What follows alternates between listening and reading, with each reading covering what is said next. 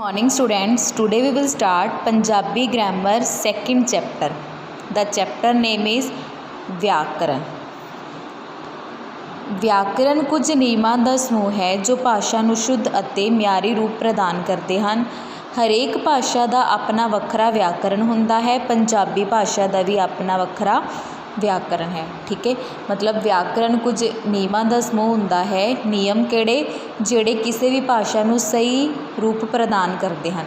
ਠੀਕ ਹੈ, ਭਾਸ਼ਾ ਨੂੰ ਸਹੀ ਰੂਪ ਵਿੱਚ ਲਿਖਣ ਵਿੱਚ ਸਹਾਇਤਾ ਦਿੰਦੇ ਨੇ।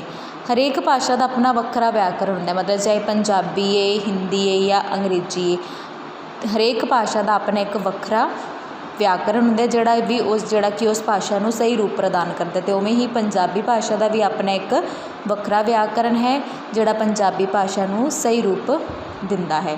ਵਿਆਕਰਨ ਦਾ ਮਹੱਤਵ।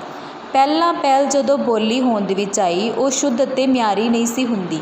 ਠੀਕ ਹੈ, ਮਤਲਬ ਜਦੋਂ ਪੰਜਾਬੀ ਭਾਸ਼ਾ ਹੋਂਦ ਵਿੱਚ ਆਈ ਸੀ ਜਾਂ ਜਦੋਂ ਪੰਜਾਬੀ ਭਾਸ਼ਾ ਸ਼ੁਰੂ ਹੋਈ ਸੀ ਤਾਂ ਸ਼ੁੱਧ ਅਤੇ ਮਿਆਰੀ ਨਹੀਂ ਸੀ। ਸ਼ੁੱਧ ਮੀਨਸ ਸਹੀ ਨਹੀਂ ਸੀ। ਲੋਕ ਆਪਣੀ ਗੱਲਬਾਤ ਉੱਗੜ ਦੁਗੜੀ ਭਾਸ਼ਾ ਵਿੱਚ ਕਰਦੇ ਸਨ, ਮਤਲਬ ਜਦੋਂ ਲੋਕ ਗੱਲ ਕਰਦੇ ਸੀ ਤਾਂ ਸਮਝ ਨਹੀਂ ਆਉਂਦੀ ਸੀ ਕਿ ਕੀ ਗੱਲ ਕਰ ਰਹੇ ਨੇ। ਭਾਸ਼ਾ ਨੂੰ ਸ਼ੁੱਧ ਅਤੇ ਮਿਆਰੀ ਰੂਪ ਪ੍ਰਦਾਨ ਕਰਨ ਲਈ ਭਾਸ਼ਾ ਵਿਦਵਾਨਾਂ ਵੱਲੋਂ ਕੁਝ ਨਿਯਮ ਬਣਾਏ। ਵਿਦਵਾਨਾਂ ਨੇ ਕੁਝ ਨਿਯਮ ਬਣਾਏ, ਉਹ ਨਿਯਮ ਵਿਆਕਰਨ ਦਾ ਰੂਪ ਬਣੇ। ਠੀਕ ਹੈ, ਫਿਰ ਆਪਣੀ ਭਾਸ਼ਾ ਨੂੰ ਸਹੀ ਅਤੇ ਸ਼ੁੱਧ ਰੂਪ ਪ੍ਰਦਾਨ ਕਰਨ ਲਈ ਜਿਹੜੇ ਵਿਆਕਰਨ ਦੇ ਭਾਸ਼ਾ ਦੇ ਵਿਦਵਾਨ ਸੀਗੇ ਉਹਨਾਂ ਨੇ ਫਿਰ ਕੁਝ ਨਿਯਮ ਬਣਾਏ ਸੀ। ਠੀਕ ਹੈ, ਫਿਰ ਪੰਜਾਬੀ ਭਾਸ਼ਾ ਨੂੰ ਉਹਨਾਂ ਨਿਯਮਾਂ ਵਿੱਚ ਬੰਨ੍ਹਿਆ ਗਿਆ। ਠੀਕ ਹੈ, ਅਤੇ ਇਹ ਨਿਯਮ ਜਿਹੜੇ ਸੀਗੇ ਵਿਆਕਰਨ ਬਣ ਗਏ ਸੀ। ਕਿਸੇ ਭਾਸ਼ਾ ਨੂੰ ਸ਼ੁੱਧ ਰੂਪ ਵਿੱਚ ਪੜ੍ਹਨ, ਲਿਖਣ ਅਤੇ ਬੋਲਣ ਲਈ ਵਿਆਕਰਨ ਦੀ ਬਹੁਤ ਲੋੜ ਹੁੰਦੀ ਹੈ। ਅਸੀਂ ਕਿਸੇ ਵੀ ਭਾਸ਼ਾ ਨੂੰ ਅਗਰ ਸ਼ੁੱਧ ਰੂਪ ਵਿੱਚ ਸਹੀ ਰੂਪ ਵਿੱਚ ਪੜ੍ਹਨਾ ਹੈ, ਲਿਖਣਾ ਜਾਂ ਬੋਲਣਾ ਹੈ ਤਾਂ ਸਾਨੂੰ ਪਹਿਲਾਂ ਵਿਆਕਰਨ ਬਾਰੇ ਜਾਂ ਵਿਆਕਰਨ ਦੀ ਜਾਣਕਾਰੀ ਬਾਰੇ ਗਿਆਨ ਹੋਣਾ ਚਾਹੀਦਾ ਹੈ।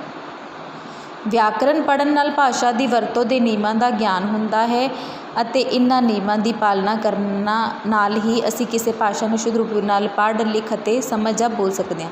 ਠੀਕ ਹੈ, ਵਿਆਕਰਨ ਪੜ੍ਹਨ ਨਾਲ ਕੀ ਹੁੰਦਾ, ਸਾਨੂੰ ਭਾਸ਼ਾ ਦੇ ਜਿਹੜੇ ਨਿਯਮ ਨੇ, ਭਾਸ਼ਾ ਨੂੰ ਲਿਖਣ ਦੇ, ਬੋਲਣ ਦੇ, ਪੜ੍ਹਨ ਦੇ ਜੋ ਨਿਯਮ ਨੇ ਸਾਨੂੰ ਉਹਨਾਂ ਬਾਰੇ ਗਿਆਨ ਹੁੰਦਾ ਹੈ। ਠੀਕ ਹੈ, ਤਾਂ ਹੀ ਅਸੀਂ ਭਾਸ਼ਾ ਨੂੰ ਸ਼ੁੱਧ ਰੂਪ ਵਿੱਚ ਪੜ੍ਹ ਵੀ ਸਕਦੇ ਹਾਂ, ਬੋਲ ਵੀ ਸਕਦੇ ਹਾਂ, ਸਮਝ ਵੀ ਸਕਦੇ ਹਾਂ। ਠੀਕ ਹੈ, ਵਿਆਕਰਨ ਤੋਂ ਬਿਨਾਂ ਵਾਕ ਕੋਇਲ ਡਾਲੀ ਵਿੱਚ ਬੈਠੀ ਹੈ। ਵਾਕ ਦਾ ਵਿਆਕਰਨਕ ਰੂਪ ਕੋਇਲ ਡਾਲੀ 'ਤੇ ਬੈਠੀ ਹੈ। ਹੁਣ ਡਾਲੀ ਵਿੱਚ ਕਿਵੇਂ ਬੈਠ ਸਕਦੀ ਹੈ? ਡਾਲੀ ਦੇ ਉੱਪਰ ਹੀ ਬੈਠੇਗੀ ਨਾ, ਇਸ ਕਰਕੇ ਸਹੀ ਰੂਪ ਕੀ ਹੈ? ਕੋਇਲ ਡਾਲੀ 'ਤੇ ਬੈਠੀ ਹੈ। ਵਿਆਕਰਨ ਤੋਂ ਬਿਨਾਂ ਵਾਕ ਮੈਨੂੰ ਬਹੁਤ ਆਨੰਦ ਆਉਂਦੀ ਹੈ।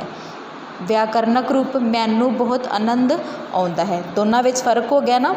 ਠੀਕ ਹੈ, ਜਿਹੜਾ ਵਿਆਕਰਨ ਤੋਂ ਬਿਨਾਂ ਹੈ ਉਸ ਵਾਕ ਵਿੱਚ, ਅਤੇ ਜਿਹੜਾ ਵਿਆਕਰਨ ਨਾਲ ਹੈ, ਠੀਕ ਹੈ, ਉਹ ਵਾਕ ਹੋਰ ਹੈ। ਇਸ ਕਰਕੇ ਦੋਨਾਂ ਵਿੱਚ ਫਰਕ ਹੋ ਗਿਆ।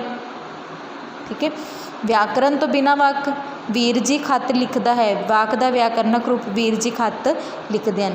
ਸਾਨੂੰ ਪੜ੍ਹਨ ਤੋਂ ਹੀ ਪਤਾ ਲੱਗ ਜਾਂਦਾ ਹੈ ਕਿ ਇਹ ਭਾਸ਼ਾ ਜਿਹੜੀ ਸਹੀ ਹੈ ਜਾਂ ਨਹੀਂ ਹੈ। ਇਸ ਕਰਕੇ ਸਾਨੂੰ ਕਿਸੇ ਵੀ ਭਾਸ਼ਾ ਨੂੰ ਲਿਖਣ ਲਈ, ਬੋਲਣ ਲਈ, ਪੜ੍ਹਨ ਲਈ ਸਾਨੂੰ ਭਾਸ਼ਾ ਦੇ ਵਿਆਕਰਨਿਕ ਨਿਯਮਾਂ ਦਾ ਪਤਾ ਹੋਣਾ ਜ਼ਰੂਰੀ ਹੈ।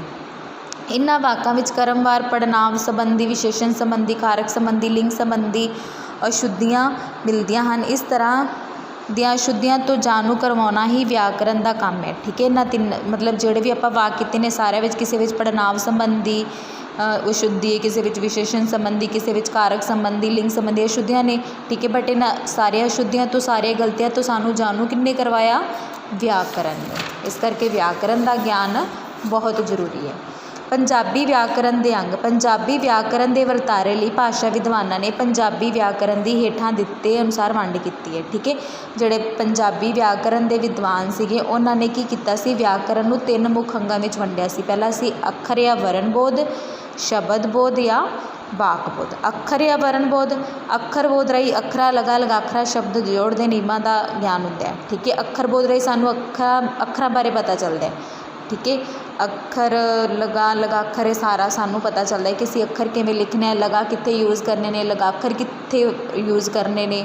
ਠੀਕ ਹੈ, ਸ਼ਬਦ ਜੋੜਨ ਦੇ ਨਿਯਮ ਕੀ ਨੇ, ਸਾਰਾ ਕੁਝ ਸਾਨੂੰ ਪਤਾ ਚੱਲਦਾ ਹੈ। ਸ਼ਬਦ ਬੋਧ ਰਾਹੀਂ ਸ਼ਬਦ ਰਚਨਾ, ਸ਼ਬਦ ਦੇ ਭੇਦਾਂ, ਸ਼ਬਦ ਦੇ ਰੂਪਾਂਤਰ ਆਦਿ ਨਿਯਮਾਂ ਦਾ ਗਿਆਨ ਹੁੰਦਾ ਹੈ। ਠੀਕ ਹੈ, ਸ਼ਬਦ ਬੋਧ ਰਾਹੀਂ ਸਾਨੂੰ ਪਤਾ ਚੱਲਦਾ ਹੈ ਕਿ ਅਸੀਂ ਸ਼ਬਦ ਕਿਵੇਂ ਬਣਾਉਣੇ ਨੇ। ਠੀਕ ਹੈ, ਮਤਲਬ ਅਸੀਂ ਸ਼ਬਦਾਂ ਦੀ ਰਚਨਾ ਕਿਵੇਂ ਕਰਨੀ ਹੈ, ਸ਼ਬਦਾਂ ਦੇ ਵਿੱਚ ਭੇਦ ਕਿਵੇਂ ਕਰਨਾ ਹੈ, ਠੀਕ ਹੈ, ਸ਼ਬਦਾਂ ਨੂੰ ਰੂਪ ਕਿਹੜਾ ਦੇਣਾ ਹੈ, ਇਹ ਸਾਰਾ ਸਾਨੂੰ ਗਿਆਨ ਮਿਲਦਾ ਹੈ।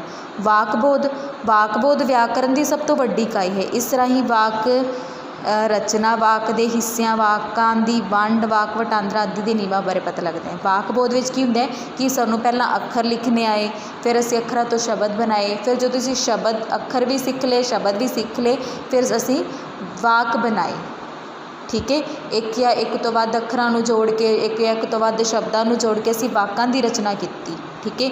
ਵਾਕ ਨੂੰ ਅਲੱਗ-ਅਲੱਗ ਹਿੱਸਿਆਂ ਵਿੱਚ ਵੰਡਿਆ, ਵਾਕ ਵਟਾਂਦਰਾ ਕੀਤਾ, ਠੀਕ ਹੈ। ਇਹ ਸਾਰਾ ਕੁਝ ਸਾਨੂੰ ਕਿਹਨੇ ਸਿਖਾਇਆ? ਵਿਆਕਰਨ ਨੇ, ਕਿਉਂਕਿ ਵਿਆਕਰਨ ਦੇ ਹੀ ਇਹ ਤਿੰਨੋਂ ਅੰਗ ਨੇ, ਅੱਖਰ ਜਾਂ ਵਰਨ ਬੋਧ, ਸ਼ਬਦ ਬੋਧ ਅਤੇ ਵਾਕ ਬੋਧ। ਇਹਨਾਂ ਤਿੰਨਾਂ ਨਾਲ ਹੀ ਸਾਨੂੰ ਵਿਆਕਰਨ ਦੇ ਸਹੀ ਨਿਯਮਾਂ ਦੀ ਜਾਣਕਾਰੀ ਹੁੰਦੀ ਹੈ।